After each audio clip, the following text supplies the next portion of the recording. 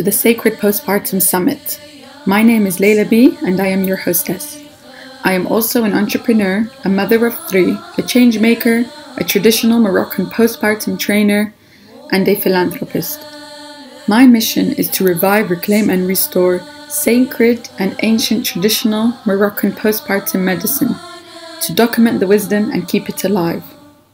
That is why I created the Sacred Postpartum Summit, so we can support professionals to learn and share new knowledge together all across the globe.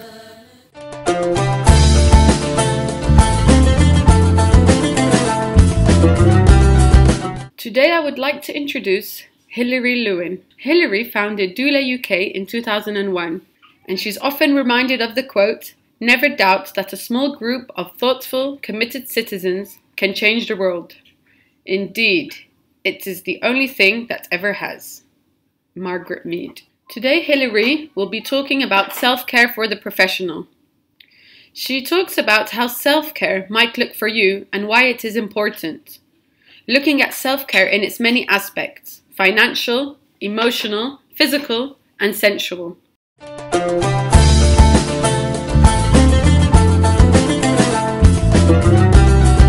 Hi, my name is Hilary Lewin and I'm here today to talk about self-care, and it's a subject which is pretty close to my heart because as a 54-year-old woman who has been doing massage and doulaing for, my son is 28, so yeah, 27 years. I've been using my body hard, I've opened my heart wide. I have met many people in many situations, and it becomes apparent after a while that there is a cost for everything we do. And so that's why self-care is so important to me, because if I could pass on a nugget of wisdom from my 54th year as a now menopausal woman, it would be self-care is your #1 duty in life. So who am I? Well, I am, as I said, a massage therapist. Started doing general massage when I was 28, just after my son was born. And about 15 years ago, discovered the Arvigo techniques of my abdominal therapy. Now, this is a type of therapy which was introduced to the world by Dr. Rosita Arvigo. It's not the only type of abdominal therapy. There are many types of abdominal therapy, but Rosita was lucky enough to be apprenticed to a traditional healer in Central America, in Belize, and she learnt directly from him and many other traditional healers and midwives in that area.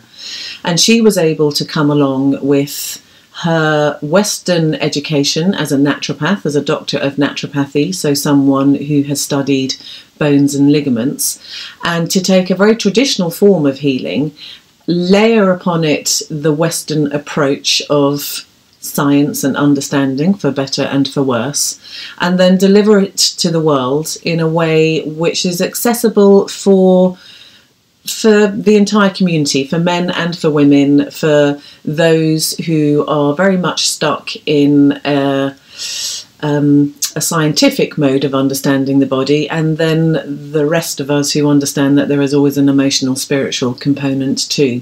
So I was lucky enough to learn directly from Rosita and became involved in the Institute when it was in its infancy, and have been working very hard alongside the Institute to bring this work to the world. And in the last 10 years of my life, so once my children had grown and left home in my early 40s, I have been able to, since then I've been able to travel to Australia, to Israel, to Palestine, to all over Europe, all over the States, teaching this amazing work. So I'm very blessed to call myself an international teacher and therapist, which is something I started calling myself actually a little bit before I got to this place in my life. And for me, it really did help solidify what it was I was looking for. And I've been able to create the life that I wanted. So prior to to becoming an Arvigo therapist, I was a regular massage therapist, and I worked very hard as a doula as well. And in fact, I was one of the instigators, or the instigator of Doula UK, which has since grown from a meeting of about 40 or 50 women in Dr. Michelle O'Donnell's front room many years ago now. And it has grown from something that was just the seed of an idea into a nationwide organisation which has training courses and has a hardship fund which delivers doulas to women who can't afford it. It creates a community. It's very involved in making good doula relationships with midwives and the medical profession. And so I'm pretty proud of that. So I am someone who likes to be in at the beginning. I am a big ideas woman. I am innovative. I love to be involved in people, with chatting, listening, sharing. I am someone who is less efficient at paperwork, administration, details, repetition, and kind of have spent my whole life trying to avoid getting bored, for better or worse. So that's who I am. And what are the lessons I have learnt along this way? Well, maybe I will be able to share a few of them with you as we go through this talk.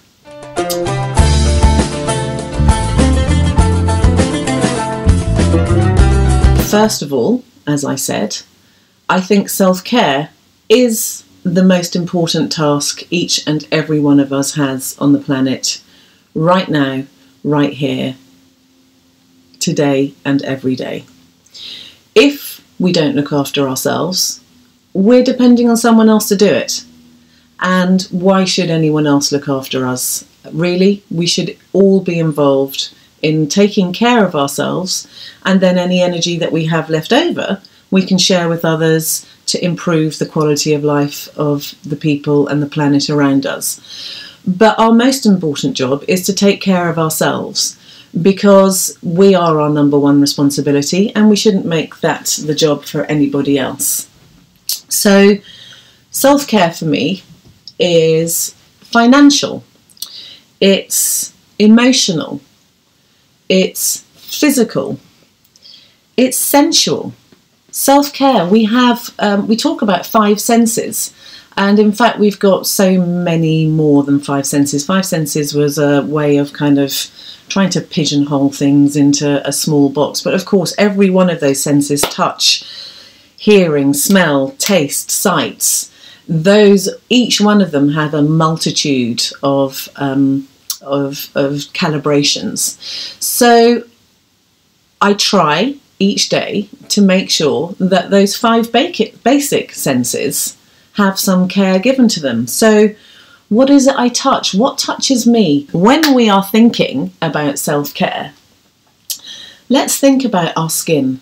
So we're used to getting up in the morning and washing, or maybe having a bath before we go to sleep at night, and many of us will take the time to rub beautiful lotions and potions into our skin, or at least we remember to do it into our face. And that's absolutely right. Touch is the most important, well, for me, it's the most important sense that I have, because I am a touch therapist. And when we touch, and when we delight in touch, and when our skin feels that benefit of beautiful touch, the sharing with somebody else, or our own touch, our oxytocin rises. And along with that, we can get a little serotonin burst. So all those hormones that are so important to our well-being can be boosted by simply taking the time after a bath or a shower to rub in those oils. And that doesn't need to be a job that is done in 3 seconds. It's something that we can take 2 or 3 minutes to do. So allowing the air to touch our skin, allowing our fluffy animals to touch our skin, sensual silks and velvets and beautiful cottons, the rain, the sun, touch to our skin is, for me, one of my favourite types of self-care. The touch of myself, the touch of my lover, the touch of my children, the touch that I am able to give to my clients as a body worker. All of those, for me, facilitate a very, very simple form of self-care. What are you listening to, hearing? One of the biggest things that I have achieved in the last 10 years of my life is a healthy disregard for the news. For one of the many things I feel guilty about through motherhood, I now have a 28-year-old and a 30-year-old, is the fact that my children woke up to Radio 4 every day of their life for, well, pretty much every day of their life. So breakfast was John Humphrys and the latest body count, and when we got to Thought for the Day, that was our cue that we had to leave the house, and so Thought for the Day would come on and we'd all run around the house screaming, "Where are your shoes, book bag?" But mainly they had breakfast to the news every day, and I myself listened to the radio as I fell asleep in the evening. So the last thing I did at night, the first thing I did in the morning, was listening to the radio. And the radio and the news, or the visual news, TV, they're not telling us a lot of great stories. So now I limit my news intake to literally the written word. And even that, I am very careful about how much I read. I am aware enough of the basic things that are going on in the world, and if I need to know more, I will study more. For instance, I've just been to Palestine, so I have been reading a lot more about the Palestinian-Israeli occupation conflict, and it's not pleasant reading, but I needed to be able to do it in order to be able to deliver a lecture to Palestine and to be able to go back there and do some more work next year, hopefully.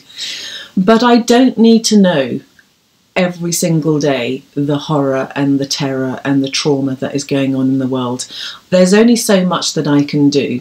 And so one of my big points of self-care is avoiding filling my ears, and certainly having young children hearing the news. So self-care, switch the news off, switch the radio off, read a little bit, and leave it to other people to tell you the bad news. And actually, one of the things I also do is I ask my friends not to talk about it. I am highly aware that plastic takes so long to degrade.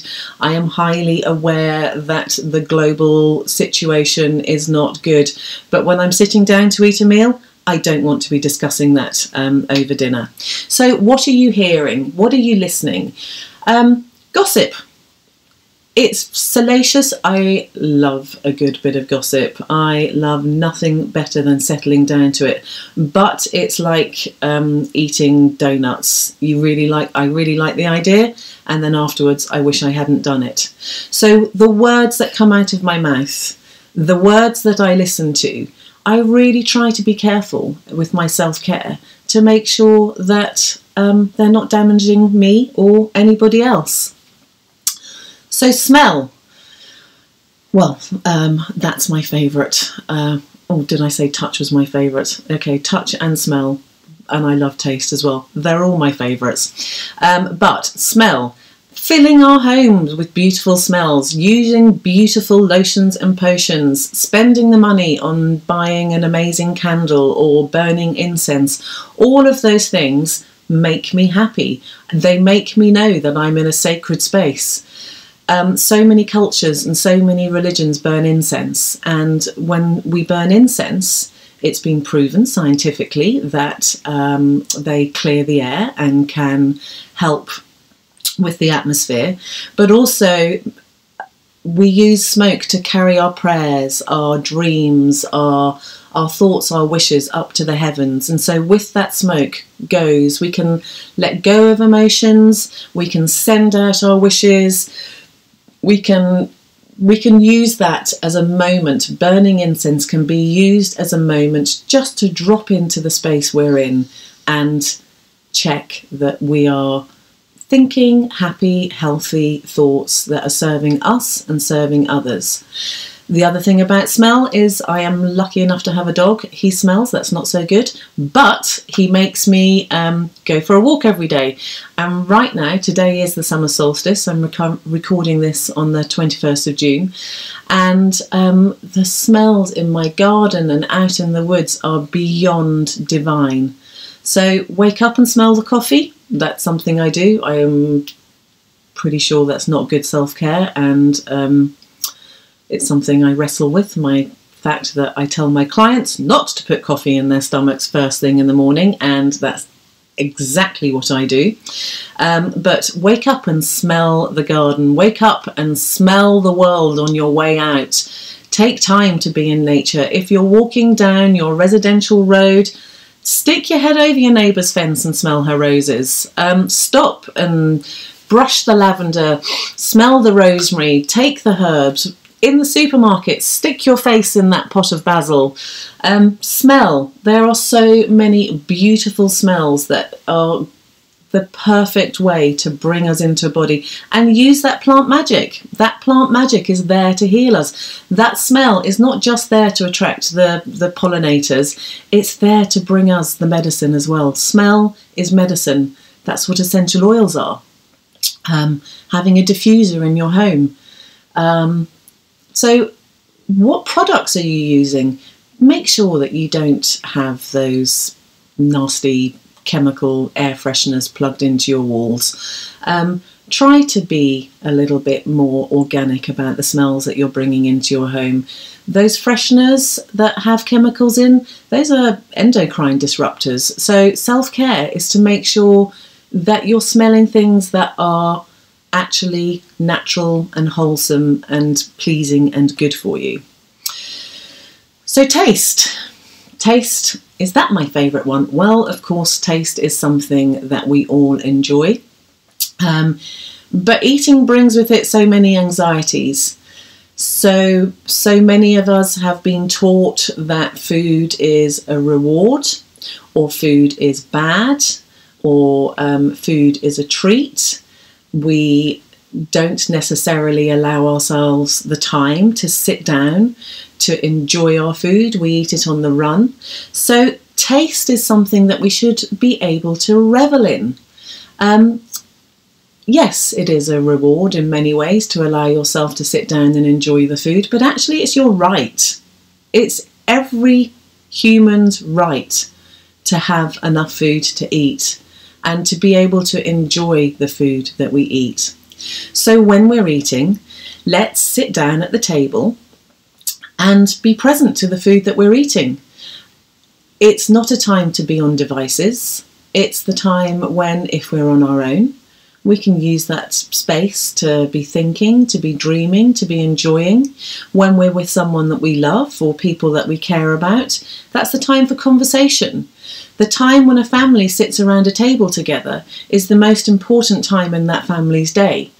Most of us who have eating issues and digestive problems, when you look at people, often we go back and we'll find that the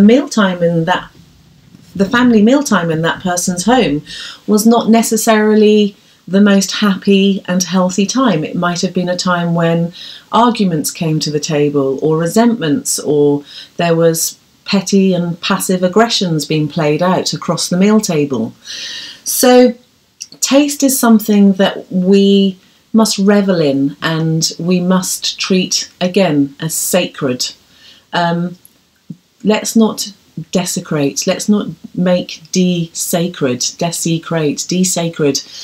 that mealtime, which is the most precious time for each one of us. It's when we are taking the outside and we are quite literally taking it inside. Make our taste experience, eat the rainbow, take our times. If the first thing you do, or the last thing you do, you put that last mouthful of food into your mouth and then you're pushing back from the table and rushing off to the kitchen to get on with the dishes so you can do the next part of your day, that's not making it a sacred experience. Sit there, enjoy your herbal tea or your cognac or whatever it is that you're drinking, and make it a time for you just to be present to what you're doing. And food should taste good. So take the time to make fresh food, to use herbs. Yeah, this is going off track here, as I am bound to do. But gardening. Gardening is your best self-care ever. The best ever self-care, after touch and hearing and smelling and tasting, has to be gardening, because that's where you're going to grow all your herbs. And if you don't have a garden, you can have a window box. If you can't have a window box, you can quite literally have pots of herbs on your window ledge. You can hang hooks from your ceiling and have hanging plants. Fill your home with plants. If you don't have a garden, you need to have plants growing in and around you, because nurturing plants is good for you and good for the planet. That was an aside. Our fifth sense, sights. What are you looking at? We need to look far and we need to look close. We all spend a huge amount of our time at our devices. Even though I have my writing the biggest it can be on my iPhone, any young person could read it from the other side of the room. This is what I'm doing. I've got my Kindle here, I've got my iPhone here, I've got my laptop here. I spend a lot of time just looking about that far. And I really, really know that that is not good for my eyes. We need to look to the distance. We need to stare into middle space. Staring into middle space is an activity unto itself. That is self-care. We get so busy, caught up doing that we feel like we're wasting time when we're not actually engaged in this activity. But sight, we have to fill our eyes with beauty, with the distance, with the middle distance and the close-up. That's perspective. That's how we're going to get perspective into our lives. So each day, if we can make a point in self-care at looking at the 5 basic senses and doing one thing, which is caring for each one of those, we break them down into hunger and thirst, and that would come under taste, obviously. Know when you're hungry and eat. Don't keep putting it off till later. Know when you're hungry, and if you're not hungry, maybe don't eat. Why are you eating? Is it comfort eating? Is it because you're angry? Is it because you're upset? So really letting hunger drive us to when we eat. Thirsty. We are all so good at ignoring those signs for thirst. I meant to get a glass of water. I'm supposed to be sitting here for 45 minutes. Obviously, I should have had a glass of water, and I didn't bring it because I do not tend to the self-care of my thirst, and I must try harder to do that. And so must you.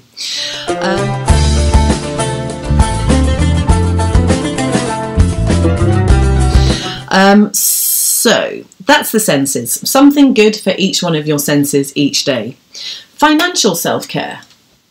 I'm guessing that most of you who are listening to this are self-employed, and the wrestling that we do as self-employed people of how much we should charge. Is it enough? Is it too much? Are they getting their money's worth? Should I give them more? Well, I've charged a big price, so now I have to go the extra 50 miles instead of the extra mile. Really look at how much you charge for your time. Really be aware that if you do not have enough money to do the things that you need for self-care, then you're probably not charging enough. Or maybe you need some other kind of stream of income. So maybe you're building your business right now, but it doesn't pay you enough to feel secure that you're able to go to a yoga class, or to go swimming once a week, or to pay for the things that you need and want to have in your life, organic food or a holiday or whatever it is. Financial self-care is absolutely vital if you're going to feel safe in your life. A lot of us go around feeling quite insecure, and often there is financial issues at the bottom of that. So maybe you need to find some part-time job which is going to bring you in a guaranteed income whilst you're building your business. Maybe you need to work smarter, not harder. That's something that we say a lot. Probably you need to put your prices up. When did you last put your prices up? Because it's something that I do about every 5 years, because I'm just like, oh, I can't possibly charge any more money for what I'm doing. And then I put my prices up and no one bats an eyelid. I've never lost a client because I did that. Be really aware of what other people are charging for the same kind of work as you do in your area. Make sure that you are charging something similar. If you can't afford to go to a yoga class, Yoga with Adrienne on YouTube. She is another great form of self-care. Emotional self-care. Who has got your back? Who is looking after you? Where do you take yourself when you need that little bit of extra care? When we're working with clients, it's really good to have a support network of other therapists around that either you can do supervision with on an official basis. So you're literally going to see a talk therapist and you're discussing what it is to work with women who are survivors of abuse or trauma or PTSD or whatever it is that you're working with. What's been triggered in you when you work with these other people. So why are you doing what you do? Are you a doula because you had such a dreadful time in the first early months of giving birth, or during your birth experience, or you have not been able to give birth to a child yourself, and so you're having to work through all of these issues first, or your experience of childhood and upbringing was traumatic or problematic, and so why do we come to these jobs? What are we trying to fix in ourselves? And what are we trying to fix for our clients? So some kind of supervision is really important for self-care, and that can either be done in a group setting, so that you have 3 or 4 or more of you online that you share your issues with, or as I said, you're paying for it and having it done in an official way with a therapist. Physical self-care. So physical self-care. I was with my teacher, Rosita Arvigo, for a couple of weeks, and we were in Israel and Palestine together a couple of weeks ago. And she has just had her 78th birthday. And she said to me that she had irreparably damaged her body by doing so much body work for so many years. And she's worried that at some point in the future she's going to find it difficult to open jars. She has issues in her joints, and I have some of those issues too. I really try hard to make myself go and have a massage every month, because I know that I want my body to keep on working for me until the day that I die. I have not always done that, and I really, really regret it. So what do you need to do for your physical self-care? We all need to move. Walking, yoga, swimming, regular body work ourselves. Make sure you are getting your self-care too.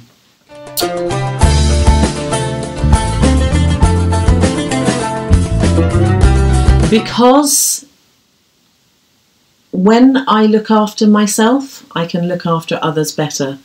It gives me an immense feeling of gratitude to know that I am in a place where I am able to walk the walk and talk the talk. I know that when I look after myself, I am so much more present to the world, and that's what I want to be. Why is it important to me? Because when I listen to my body and I know what it is I need, I'm able to hear those little voices inside me that so often and for so many years I ignored. And one of the things that we talk about these days is mindfulness, and that's what self-care is for me. It's mindful. It allows me to be mindful, and through being mindful yeah, as I say, we are able to give more. And one of the things that I love the most about self-care is when I'm looking after myself, I monotask. And monotasking is quite literally the best thing that I have discovered. I used to, and I don't know whether that's because I'm 54 now and I now just live with my husband and my dog, but I used to just be chasing around with a gazillion lists in my head and trying to do, you know, driving and talking and massaging and thinking about what I was going to be doing next. Now I try to monotask. Whatever I'm doing, I'm just doing that. And so when I do a treatment, when I'm with someone, I'm fully present to them. And then when I stop being present to them, I try really hard to make sure that I have a good half an hour afterwards where I'm not doing anything. So if I have been with someone, that's a lot of exchange of energy. And I don't want to go leaping straight into the next person or the next activity. I really like to spend half an hour between each activity staring into middle space, doing nothing, and then I move on to my next monotask. And since I've been doing that, I have become remarkably more efficient because I just seem to get more done. The less I try to do, the more I seem to achieve.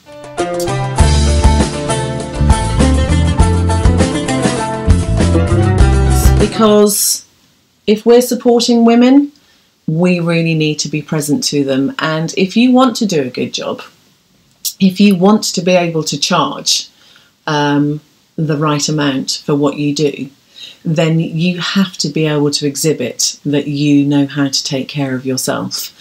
If I go to see a therapist and, you know, in typical British politeness, the first thing we do is we go, oh, hi, how are you? And then they go, oh, I'm really tired. I was up all night last night because, you know, I was either having hot flushes or my toddler was sick or, you know, next door we're having a huge party and I haven't been able to sleep for weeks anyway because I'm so anxious about this. I'm kind of like, oh, I don't want you touching me. I want to know that whoever is working with me professionally, that they are in a good and healthy space. I don't want to walk into my, to go and see my doctor and have him sneezing all over me, which happened to a friend only a couple of days ago. That's why I'm saying that. She went to see her doctor and he had a cold. And so she was terrified that she was going to be catching his cold. Why had he not taken the day off work? Because we all feel so important that if we don't turn up, that something bad is going to happen. But we have to exhibit self-care because that whole saying of you cannot pour from an empty cup. So looking after yourself, as I've said several times, means that you can look after your clients better.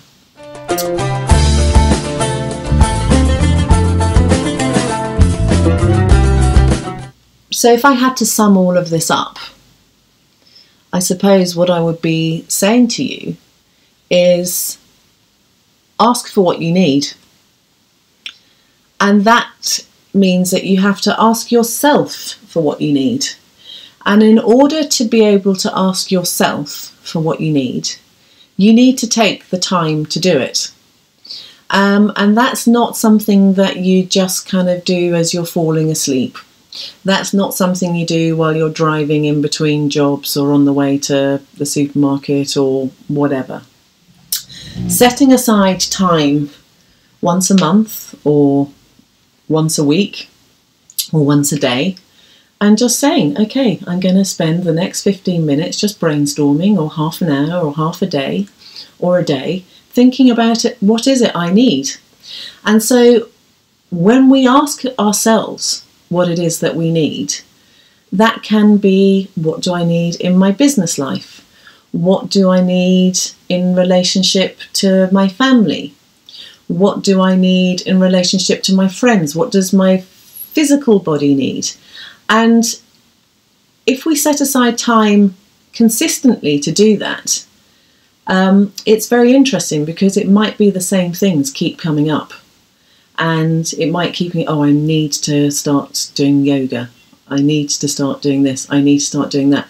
Well, what is it that's stopping you for doing those things then? So ask for what you need and then find out, are you actually delivering these things to yourself? So first of all, regularly ask yourself what it is you need. And then you need to ask others for what you need. What do you need from your community? What do you need your community to do for you?